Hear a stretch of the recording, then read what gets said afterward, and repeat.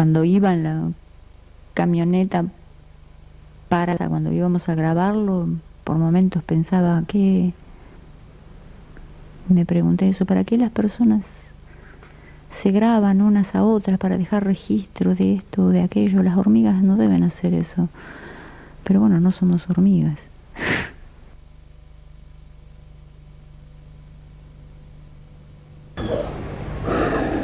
Y usarme esta cosa y cuando quiera grabar. Bueno, estamos grabando. Bueno, yo estoy a la espera de tus cosas, ¿eh? Vos las que viniste con argumentos y ideas. Después se vamos a entreverar todo, no te preocupes. Empezar a tomar oficio. No sé si argumentos o idea. No importa, todo lo que se te ocurra. La vez que pasada cuando hablaste por teléfono parecías una trompa. Si no, vas a hacer una cosa muy fría, ojo.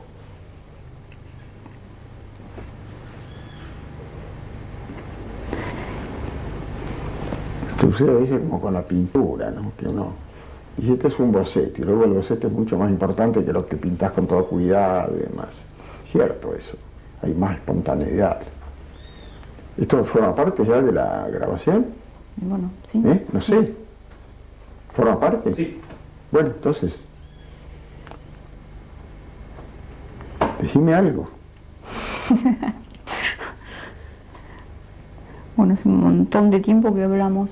Pero bueno, yo espero tengo interés en que vos desarrolles o que desarrollemos en un diálogo las cosas que vos me habías transmitido por teléfono.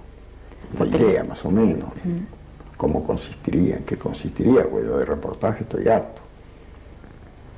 Y yo de reportajes no sé nada. No, mejor. Supongo que El sí. reportaje es una de las calamidades de nuestro tiempo. Quizá de lo que más sé es de escribir cartas, y esto no es una carta. En rigor nunca he hablado demasiado cuando hablamos. No, pero las cartas, si vos haces lo que haces en las cartas kilométricas que mandás, si lo haces de viva voz, cobran mucha fuerza. Claro. Porque una cosa es la lengua hablada y otra cosa es la lengua escrita. Claro, supongo que en mi caso, o como vos muchas veces decís, que hacemos las mujeres, que escribimos como si habláramos, como cuando hablamos, ¿no? Con esa espontaneidad. Con esa espontaneidad. Yo cuando voy a escribir una carta, empiezo por cualquier lado, nadie me pide que suba el tono de voz, por ejemplo.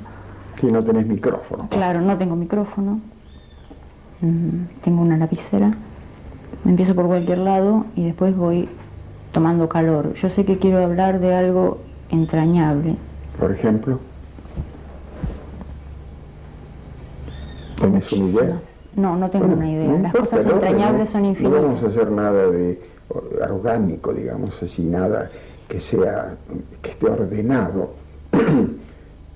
Un diálogo de esos que uno suele tener con la gente, de pronto son los temas más diversos y a veces hasta peleándose o diciéndose cosas. Todo eso le puede dar vida. Bueno, yo no tengo ideas, mi inhibición no es tal, sino que necesito tiempo. Es decir, yo hablo ahora libremente todo lo que pueda. Así Habla como todo lo que quieras. Bueno, listo. Lo único que he hecho desde que pensé que podía hacer eso, hasta que sentí que se podía hacer, cuando vos me dijiste que sí, fue pensar, hubiera querido ordenar algo, no pude tener ningún orden, como para que ahora tuviera alguna cosa de que agarrarme que fuera, aunque sea más prolija. No, yo creo que tu estilo de las cartas, eso es interesante, porque son cartas muy escritas a la disparada, con una especie de vómito, digamos. Eso es lo importante, no esto sea un conjunto de preguntas y respuestas. No, de ninguna manera. Bueno, quiero hablar de cosas entrañables. Bueno, a ver, ¿cuáles son? Que tienen que ver con la emergencia vital en que estamos todos. Sí. Que eso me interesa mucho a mí. Y bueno, Yo estoy en el mismo, se lo sabes muy bien, yo estoy claro. En este momento escribiendo esta especie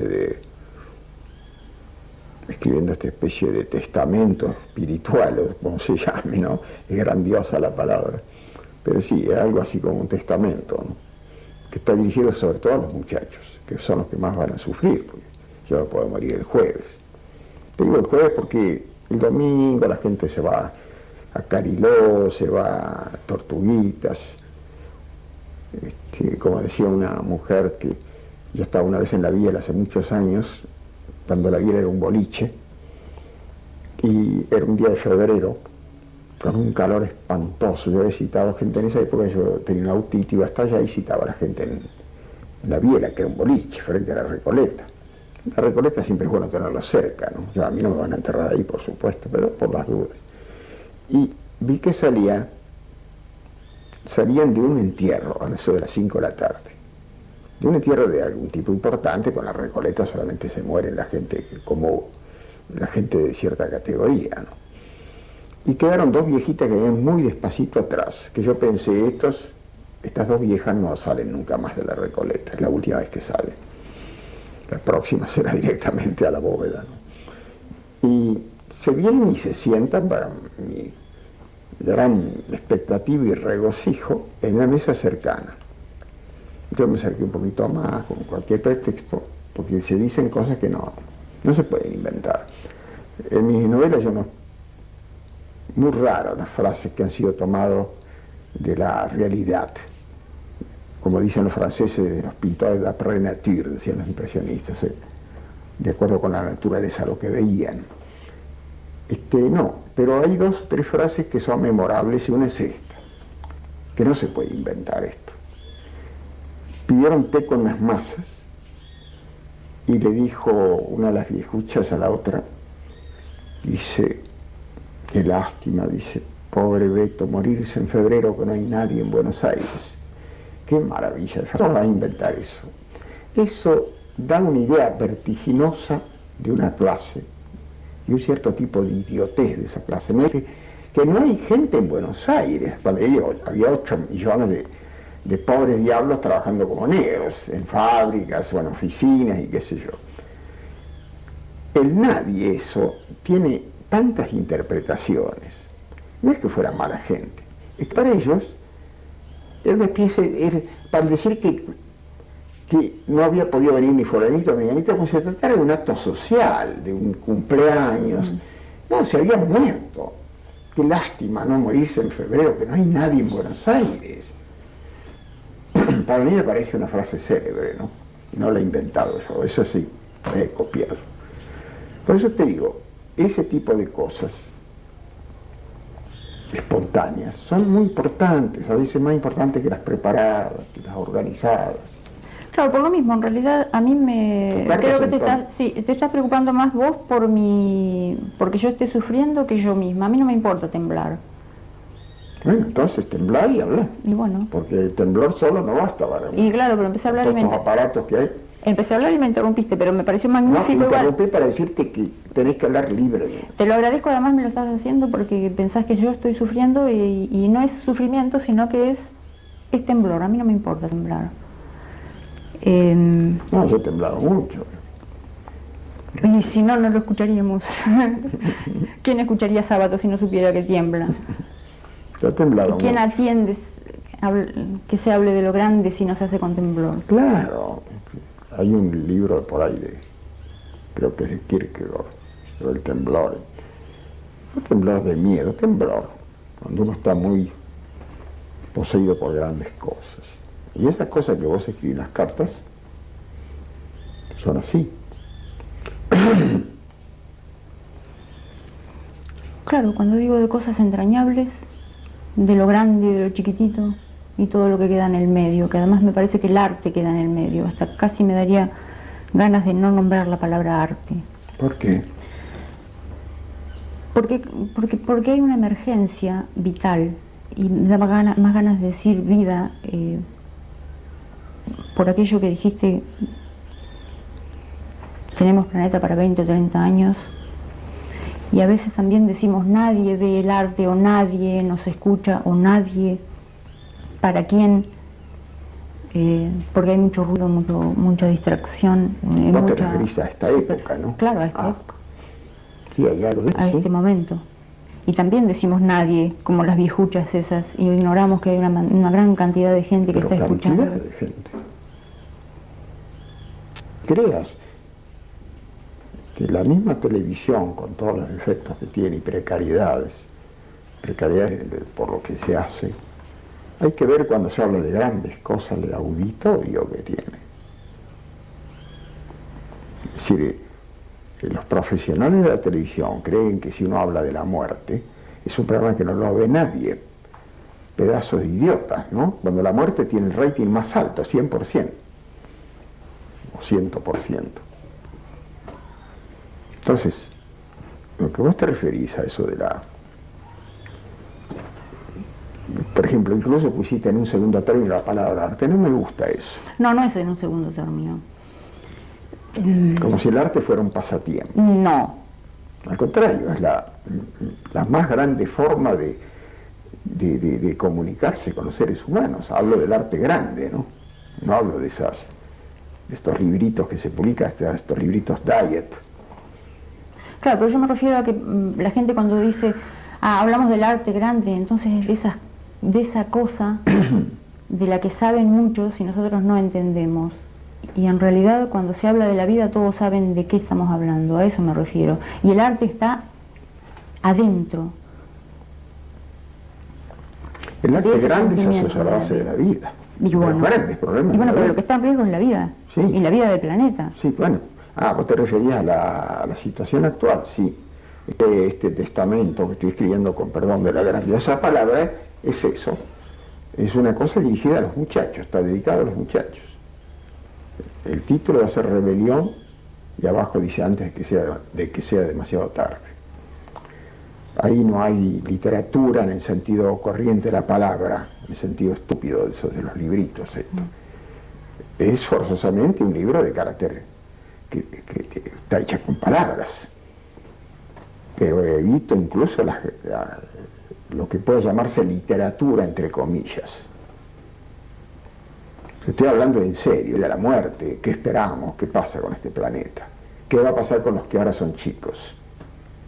¿Te referías a eso? Claro. Bueno. Y bueno, estamos en un mundo en que ya no hablamos de Dios, o quien habla lo hace utilizándolo, no hay ideologías. ¿Quién busca el techo de una ideología ahora? Bueno, una cosa es que haya crisis de ideologías, como efectivamente es cierto, han fracasado. No hablo de ideales, ideologías. Sino los ideales. Los ideales son eternos. Claro, las ideologías, yo dije ideologías. Las ideologías son pasajeras. O sea, se habla de crisis de ideologías y es como decir, viva la Pepa ahora, y eso les permite hacer las porquerías más grandes en este mundo ya deshumanizado.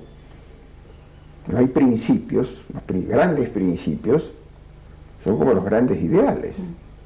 Siempre será un ideal que no haya chicos que mueran de hambre, siempre será un ideal que no haya países oprimidos, siempre será un ideal que no haya racismo. Esos son eternos, son los grandes problemas del corazón que son eternos.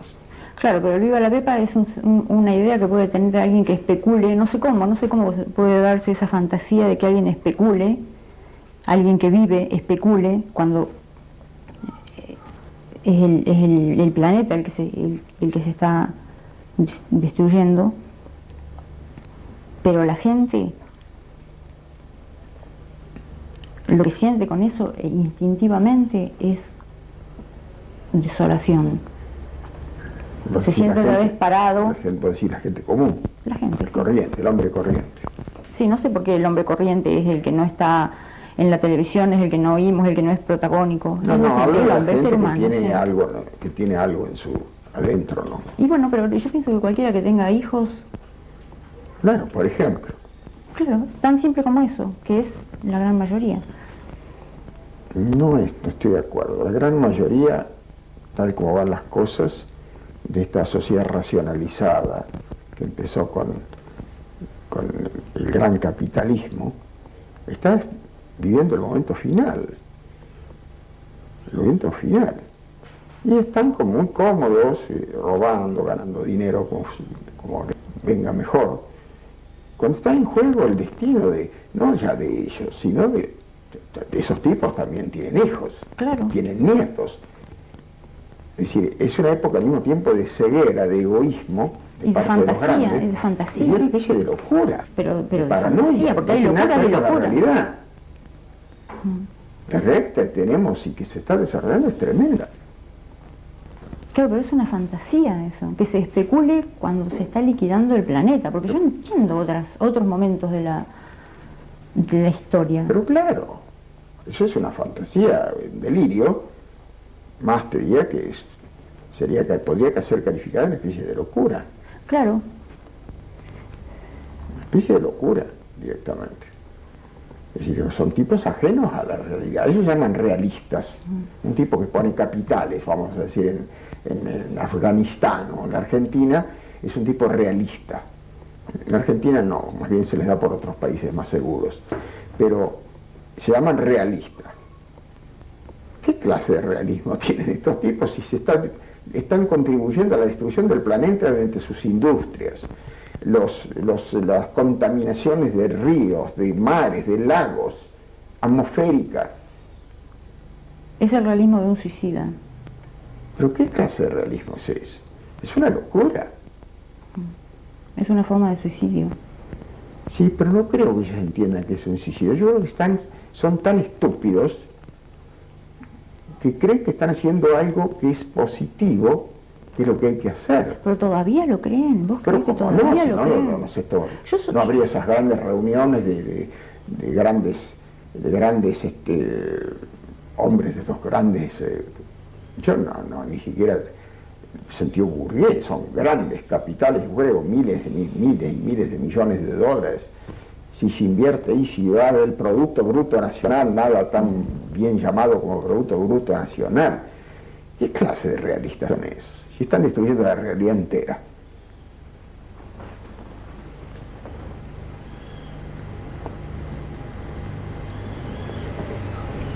Entonces,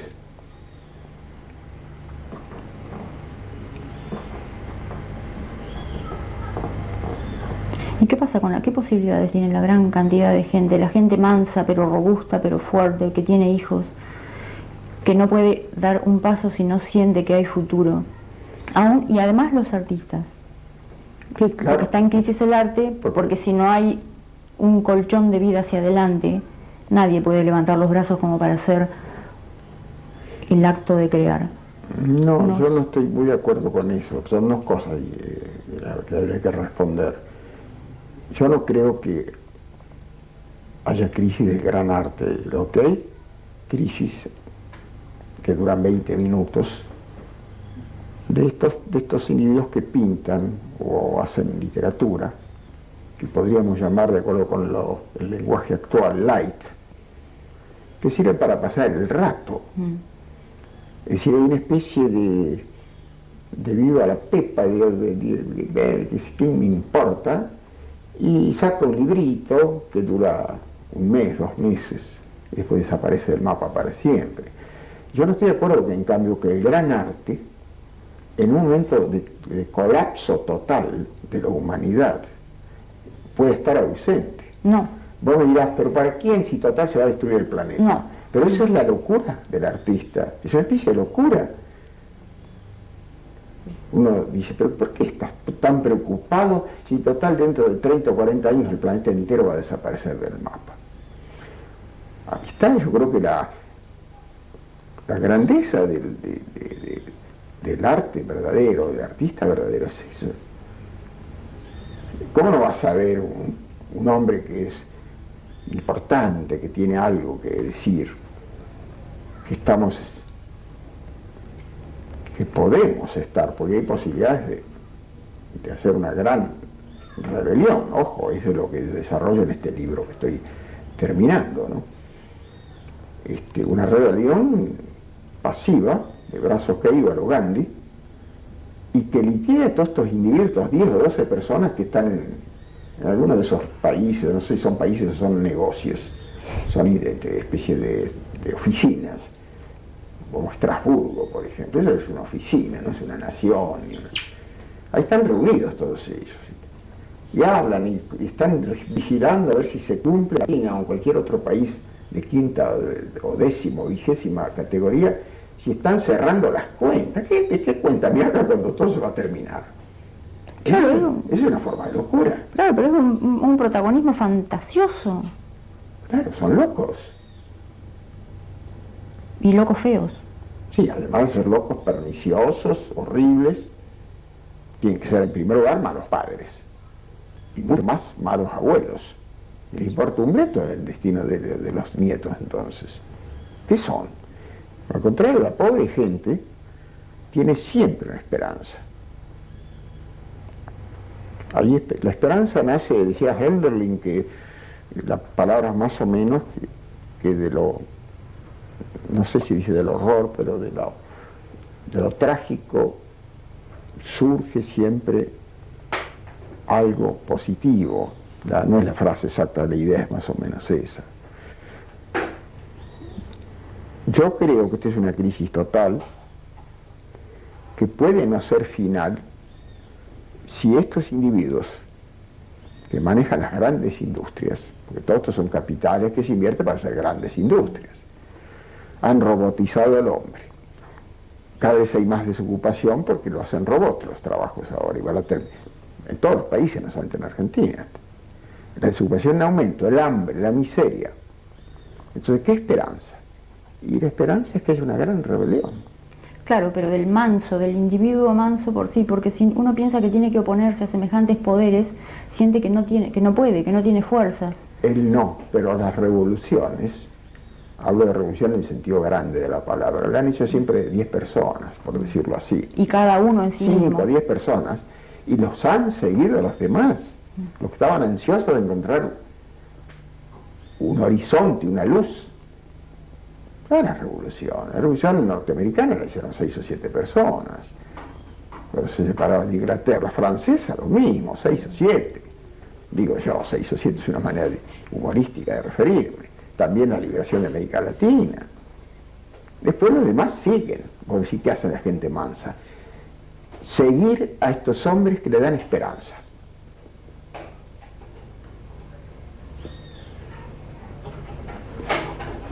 Y además sentir que se pueden hacer cosas. Yo desde que me acuerdo se está hablando de la sociedad de consumo, de los males, de los peligros, y ahora están ahí porque no se tiene ni dinero para consumir. Entonces no es el momento como para parar. Sí, eso es lo que haría una persona verdaderamente realista, pero ellos viven en una especie de irrealidad. ¿Quiénes ellos? Los protagónicos. En Estrasburgo, no sé en qué ciudad están. Los protagónicos. Pero ¿qué pasa con el individuo? ¿Qué pasa con el individuo, la persona aquella? Porque yo muchas veces escucho, bueno, pero no hay otra, la palabra esa, no hay otra, no hay otra posibilidad. No, están equivocados. El mundo está lleno de gente imbécil. No, eso no.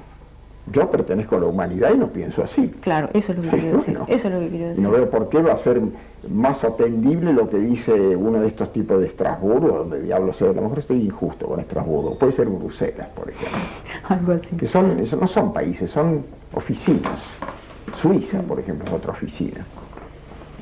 Son oficinas, bancos, oficinas, y trabajan con abstracciones, no con las cosas concretas. Esas cosas concretas que son ver llorar a un chico, ver que hay cólera en el barrio de San Telmo, qué sé yo. Trabajan con abstracciones.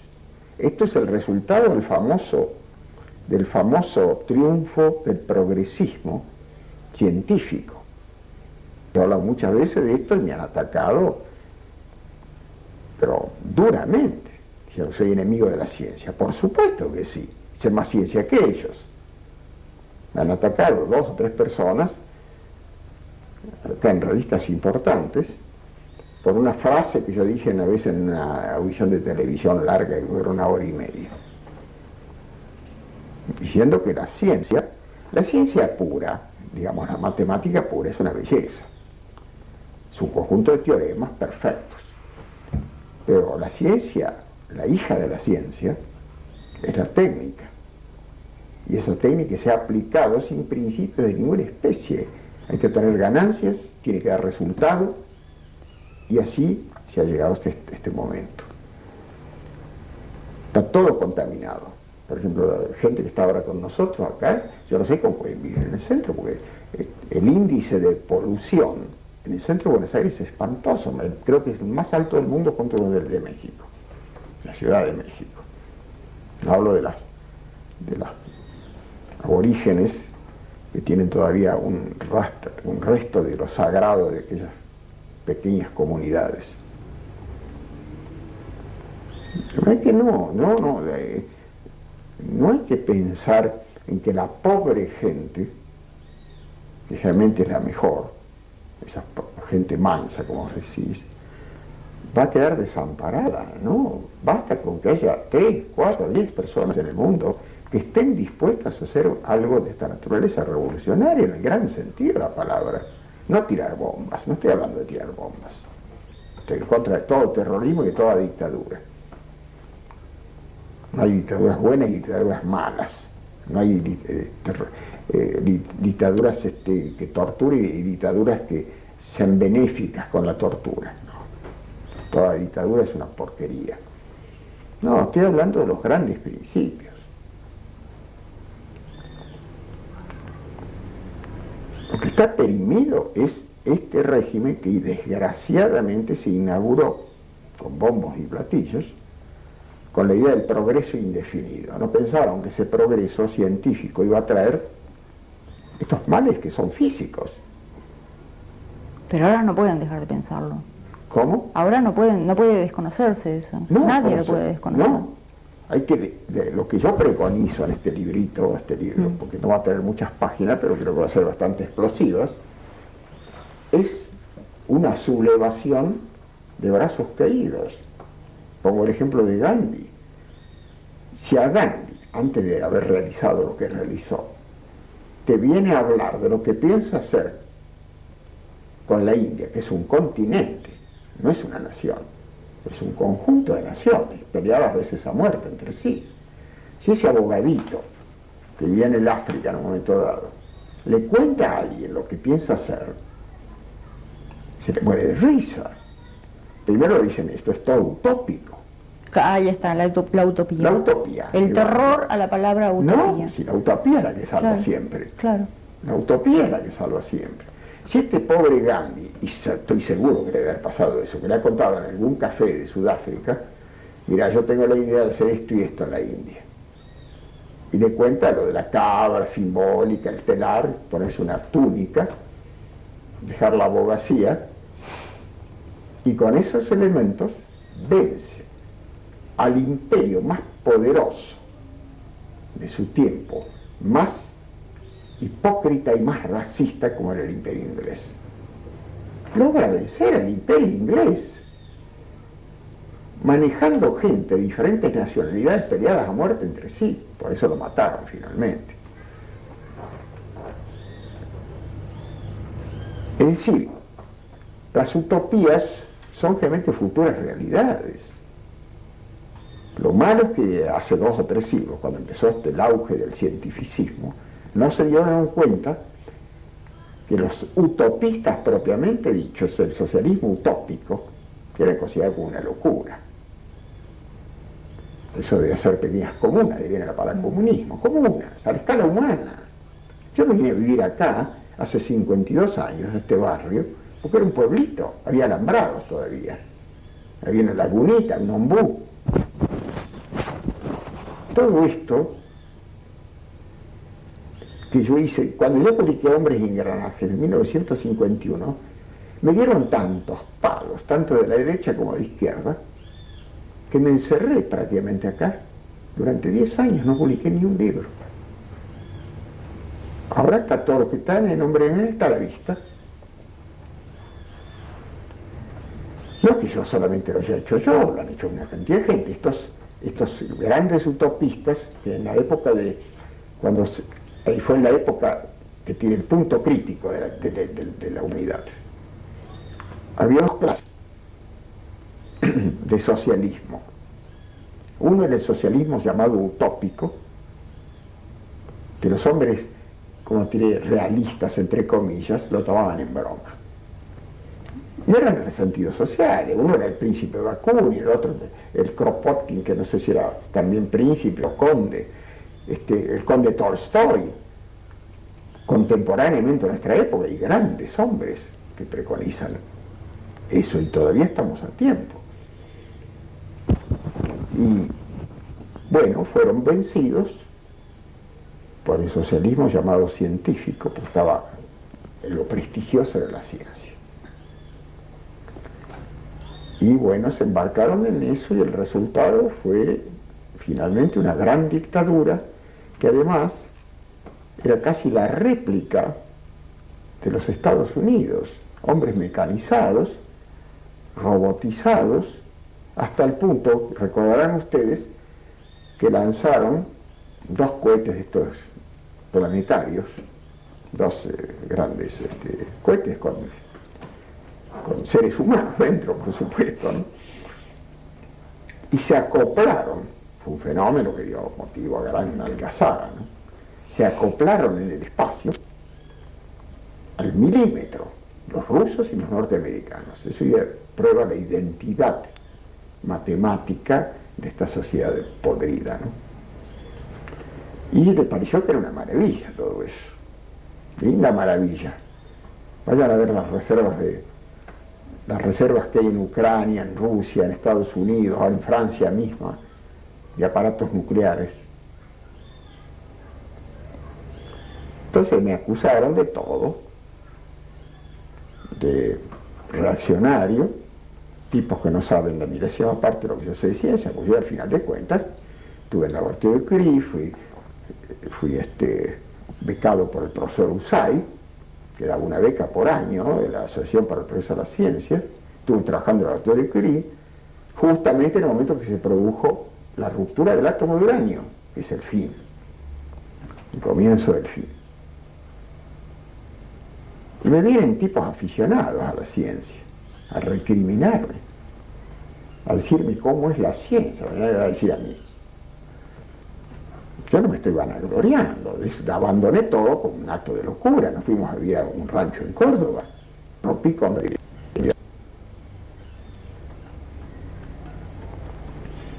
Si estos son los realistas, hay que escuchar a los locos, a esta clase de locos. Bueno, hablar vos también, me estoy cansando muchísimo. Además te estoy contando el libro. Por favor, esto tiene que salir después del libro, porque si no decir que he plagiado la audición esta o lo que sea, no sé, que van a hacer una película, creo. Pero nunca es lo mismo. Pero después. Pero nunca es lo mismo la palabra hablada que la palabra escrita. Después, condición sine qua non. Ah, sí, sí, por supuesto. Bueno, decime cosas, combatime, dame ideas. ¿Cómo voy a combatir pero dame eso? ideas, hablás, y cuando vos me escribís cartas de 20 páginas, no te respondo media página. Y pero si no puedo abrir la boca. No, me parece maravilloso, es toda mi intención. Me suscitaste el tema central. Ah, bueno, entonces suscité, no es que no haya dado ideas. Pero no, me suscitaste el tema central de nuestro tiempo. Caramba, bueno, entonces he suscitado. Pero por ejemplo, no estoy de acuerdo con algo que dijiste sobre el arte. Está en medio, yo lo que quería decir es que estaba en medio entre lo grande y lo chiquito, ahí abrazado entre lo grande que es la vida y las posibilidades del hombre, de todos los hombres, las posibilidades de llevar adelante sus hijos, las posibilidades de futuro y lo pequeño. ¿Qué es lo La pequeño? atención de lo pequeño, lo que titila, lo que tiembla, lo que late, todo lo que late. Un rayito de sol que mira Marina por su ventana, lo chiquitito, la plantita cuidada en un rinconcito, en una maceta. Yo de eso hablo O sea justamente que de es- este libro, hablo de las claro. pequeñas cosas. Esas Bueno, el arte está abrazado entre esas dos cosas. Yo no dije que fuese secundario, está abrazado entre esas dos cosas. Pero si uno nombra la vida, está nombrando el arte. Está... Pero bueno, por eso yo te rectifiqué, porque vos parecías que ponías en segundo término. El arte, cuando hablo de arte, no estoy hablando de estas pavadas que se exponen y que cambian de título cada 15 días. Y el modernismo, postmodernismo, recontra postmodernismo, son pavadas, se los lleva el viento. Cuando me cruzo en la calle, voy por la calle y me preguntan, ¿qué hay que leer? Digo, cualquier cosa menos novedad, espere 10 meses.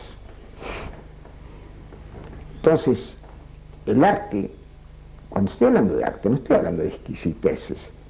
El arte grande, que siempre es trágico, y lo más adecuado para esta época trágica, el arte grande ha salvado siempre al hombre. El gran arte, no esas pavaditas que duran 15 minutos, esa literatura de esos libritos que se publican ahora. Está bien para leer en la playa, para pasar el rato y olvidarlo. Son libros que a medida que los vas leyendo los vas olvidando. Sí, mientras tanto ignoran el mar, por ejemplo. Claro. Mientras se lee eso en la playa. En cambio, el gran arte lo ayuda a uno a sobrevivir. Yo me hubiera muerto. Cuando quedé mal de la vista, yo me hubiera muerto, si hubiera podido pintar. Me hubiera muerto, no que me hubiera suicidado, me hubiera muerto de tristeza, de no saber qué hacer. Y me está ayudando, por eso he llegado a los 85 años. 86 son, ¿no? Ya me estoy equivocando hasta en mi edad. Claro, lo que yo quiero decir es que cuando la gente atiende o ve o se fascina porque ve crecer una plantita, es muy femenino, pero bueno, soy una mujer. Yo me considero femenino y me paso viendo plantitas. Lo que estoy diciendo... bueno, entonces está bien. No, ¿qué idea es eso? No hay ninguna, entonces no hay que defender. Lo que quiero decir que cuando digo que por ahí nombrar la palabra arte o hablar demasiado del arte hace que la gente... Sí, cree que uno está fuera de la realidad. Claro, que hay que entender de algo, no sé, que hay que entenderle algo. Yo lo que quisiera hacer es que se pudiera acercar y ver que cuando alguien se conmueve por un rayito de sol o por una plantita está más cerca del arte que cuando cree que tiene que comprender. Vos has leído algunas páginas de lo que estoy escribiendo, porque estás repitiendo lo que yo digo en esas páginas. Bueno, por algo algo de las además... plantitas más chiquititas, esas que se llamaban taco de reina que tengo acá, que son de esas casi silvestres, ¿no? Pero había una que se llamaba chiquitita, que se llamaba una plantita, y vos te acercabas con una lupa, había que ver la belleza que tenía. Y la gana de vivir. Y la gana de vivir. La fuerza, además. Por ejemplo, yo vengo acá, me levanto a las 5 de la mañana, a veces antes de amanecer, y cuando voy viendo amanecer, y salgo ahí entre árboles y que sé, las plantitas, es muy conmovedor, porque esa es la vida. Por eso yo creo que esas cosas que vos llamás tan chiquititas son fundamentales. Si se va a salvar el mundo, se va a salvar por esa clase de cosas. Ahí voy. Por ejemplo, uno dice, duda la presencia de Dios. Efectivamente, hay muchos motivos. Cuando se muere un chico de hambre, uno dice, ¿dónde estaba Dios? Hay un tango que dice, ¿dónde estaba Dios cuando te fuiste? El tango tiene muchas cosas metafísicas, pero cuando yo veo esos pajaritos a la mañana, está lleno de pájaros, que tienen esa vida tan libre, tan inocente, porque los animales, a diferencia del hombre, son inocentes de absolutos. Nietzsche decía que el hombre es el único animal perverso de la creación. No se conoce ningún animal que sea perverso. Matan por hambre, matan para cuidar la cría. Y las plantitas, se dice que hay un lenguaje de los árboles.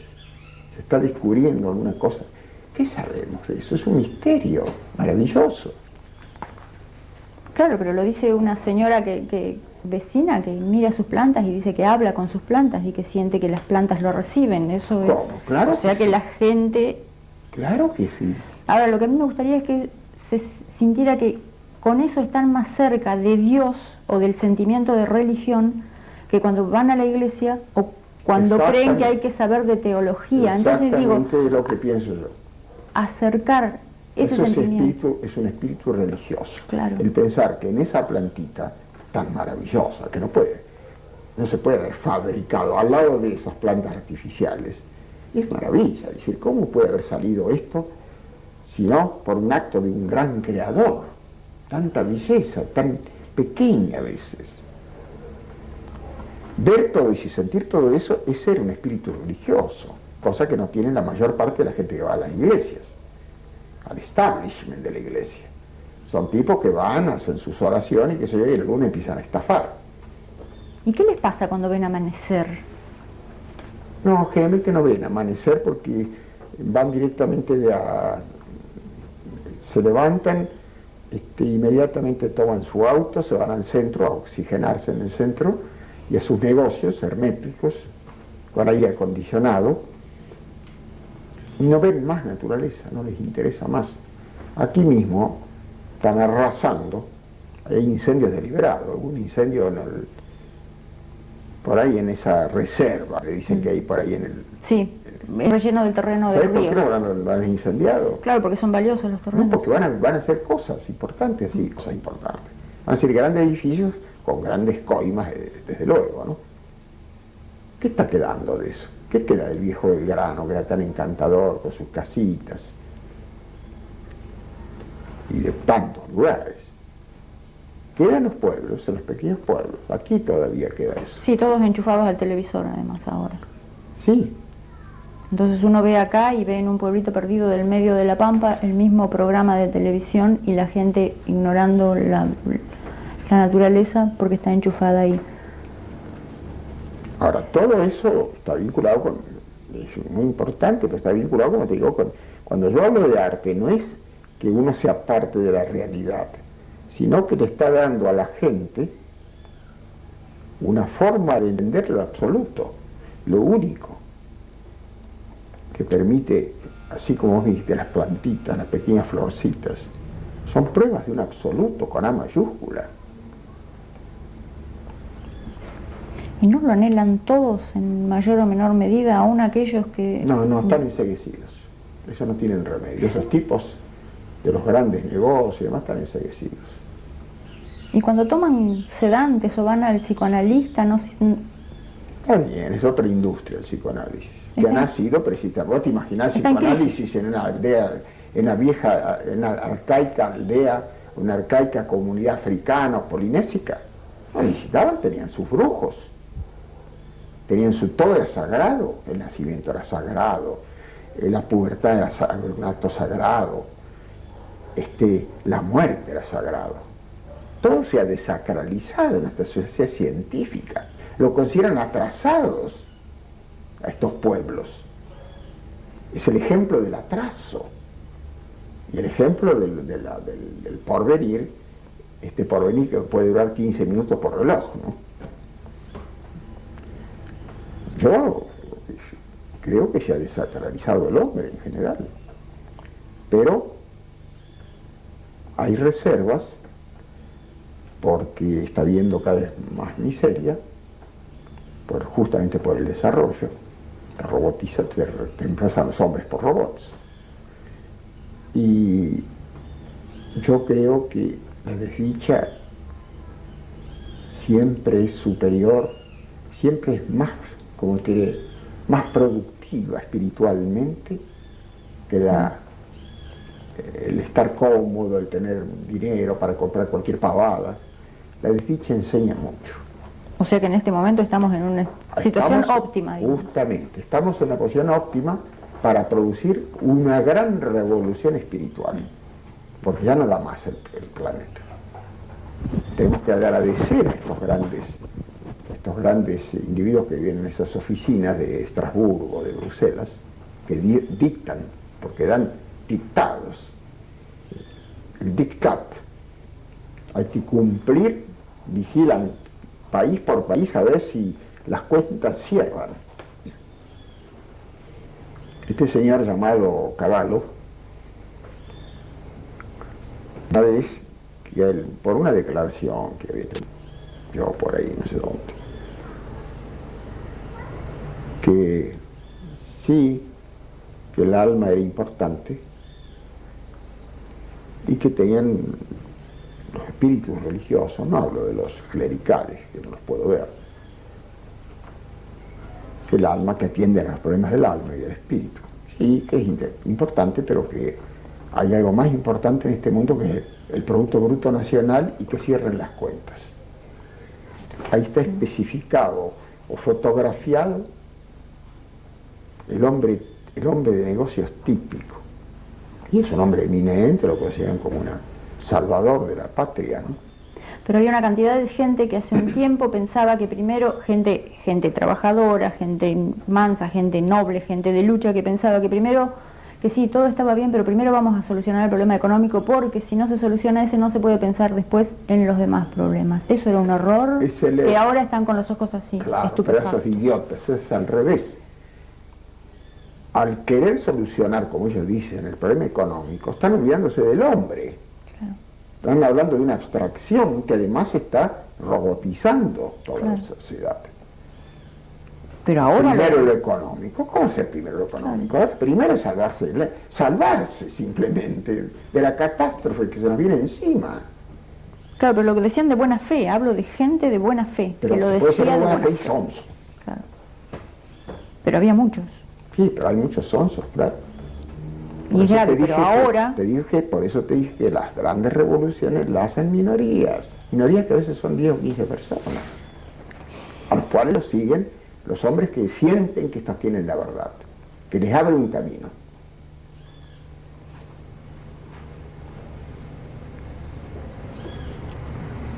Mira, de lo malo, por algo hay ese viejo adagio que dice, no hay mal que por bien no venga. Y quiere decir que todo mal trae algún bien. La esperanza es necesaria precisamente cuando hay desesperanza.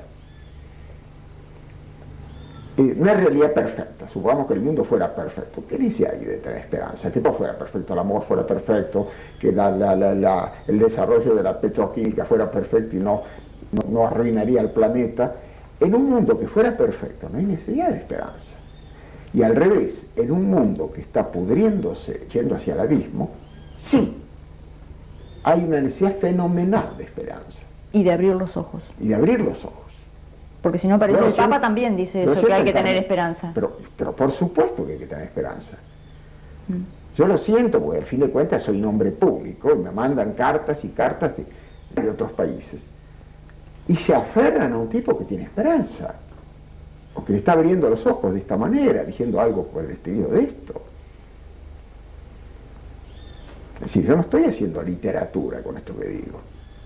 Y ese libro que voy a publicar es literatura, en el sentido, para eso tengo las ficciones. Mi ensayo, no, es una especie de alarido. Es decir, ¿hago esto o se terminó? Sí, no lo imagino haciendo minimalismo. No, qué minimalismo. Debe haber alguna corriente de arte, de pintura minimalista, ¿no? Esos que ven con horror y se ríen de los tipos que ya quieren hacer cosas grandes. Ahora digo yo, ¿no son los mismos que de chiquitos les contaron esos cuentos que no dicen nada, que se ven en todos lados, esos cuentos de ahora, donde les sacan lo que sea triste, lo que sea feo, lo que sea dramático, lo que sea terrible, Sí, lo que sea demasiado mágico, porque hay que normalizarlos y hay que hacerlos realistas a los chiquitos? Sí, de ahí salen los revolucionarios después. Ese chico cuando tenga, no 3 años, sino cuando tenga 15, cuando sea un adolescente, y un muchacho que empieza a preocuparse de los grandes problemas, de ahí salen los revolucionarios. Fíjate, hemos hablado de Marx, del príncipe Kropotkin o de gente así. En nuestro tiempo, Manford, gran espíritu de tantos, de Rougemont, por ejemplo, que es otro hombre de la aristocracia,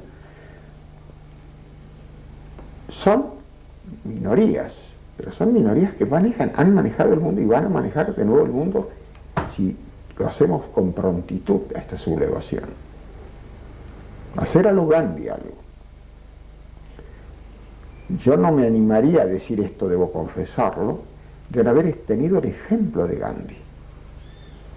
Como un hombre sin nada, sin un fusil, sin una espada, sin una bomba, con una cabra simbólica, logró batir al imperio más poderoso y siniestro de nuestro tiempo, más racista.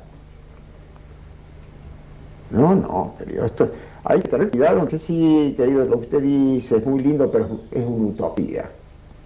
Sí, las utopías son las futuras realidades. Y claro, ¿qué hace? ¿Qué piensa si no una persona que, por ejemplo, tiene que pagar para poder trabajar, además de que no tiene trabajo, Porque el tema de eso de las facturas, que yo no lo entiendo, yo no sé nada de eso. Pero yo sé que para tener eso, para tener factura, hay que inscribirse. Para inscribirse en eso, después hay que pagar por mes, ese tipo de cosas. O sea que hay que pagar para poder trabajar en el caso de que le toque trabajar. Pero después queda enganchado. Ahora, ¿por qué hay que bajar la cabeza y seguir haciendo eso si además no se puede? No es una o hacer colas para... Por eso tiene que haber hombres que salgan a gritarles las cosas que hay que gritar. Porque no es una cuestión de elección. Las revoluciones lo hicieron siempre así. Fíjate la Revolución Rusa, que luego evolucionó o involucionó hacia una dictadura espantosa. Pero lo hicieron 20 personas. Un día Lenin dijo, estaba en Alemania creo, dijo, fue en un tren blindado hasta Rusia cuando había caído ya los zares por la derrota militar. El ejército ruso estaba todo desguarnecido, sin saber para dónde agarrar. Era la fuerza material, era el ejército ruso. Y este hombre pensó, este es el momento. Y se instalaron en un lugar que se llamaba el Instituto Smolny, un instituto, no sé de qué sería. Eran 4 gatos, los 10 o 15 personas que hicieron la Revolución Rusa. Y arrastraron a la revolución total. Hay una frase de Lenin que muchos creen que es de Lenin, no. Cuando dice todo el poder a los soviets, no era todo el poder al comunismo que se había instalado, que eran 4 gatos.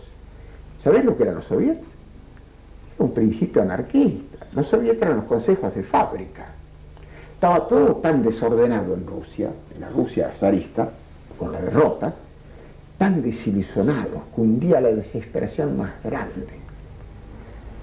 Y en las fábricas había los consejos de fábrica, que eran los soviets. Un soviet era consejo, hecho por los mismos obreros. Es un principio típicamente anarquista.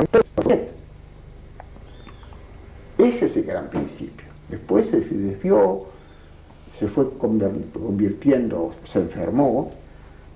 Bueno, era un hombre de talento, sin duda alguna, pero bueno, después viene este monstruo de Stalin y bueno, se acabó.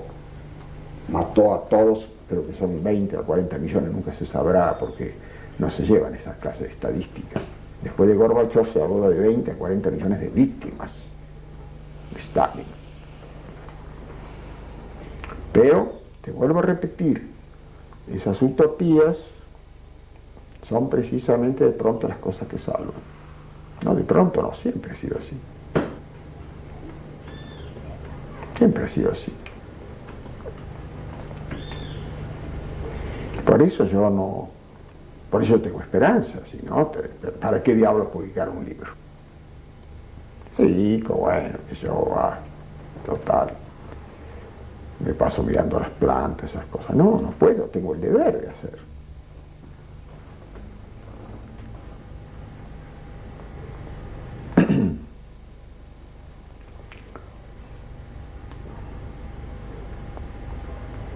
¿Cuánto tiempo ha pasado? Eso después se borra, ¿no?